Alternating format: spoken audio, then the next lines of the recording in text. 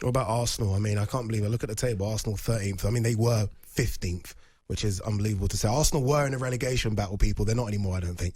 But they were in a relegation battle in the last couple of weeks. It's not quite worked out this season for Arteta. They do need to get rid of some players. We know Kolasinac has gone on loan. It could be more a case of getting players out than bringing players into Arsenal. I think so, yeah. I think you look at the players they've got, Mustafi, Socrates, all out of contract in the summer, David Luiz. So I think that will be difficult for them to get rid of any of them. Yeah.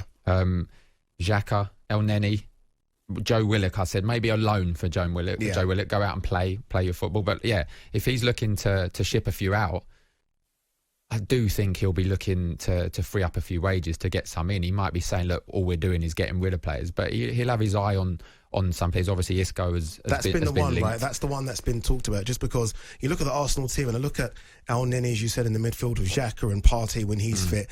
And all I see there is workers, guys that are going to give you 100%. But in terms of that bit of creativity in the midfield, they lack it. I know Ceballos was brought in for that. We don't really get to see much of it. Could an Isco come in, possibly, and maybe add that creative spark they're missing?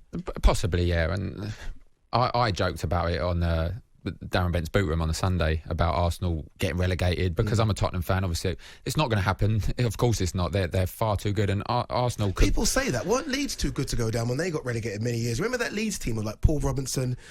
I remember that. I think Viduka was in that team as well. Radaby at the back. I mean, they had some big players as well. And they went down. They did, but I know it's not going to happen. It's not going to happen. Just and Arsenal it's not going to happen. Obviously, won a few back-to-back now, so. Yeah.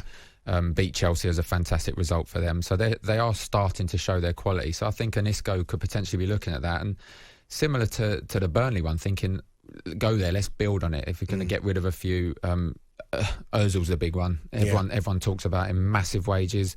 If they can get him off the books, then personally, $300,000 a week. Personally, I've said it quite openly, I'd bring him back into the team. Would you? I would, yeah. I think we'll all talk about creativity.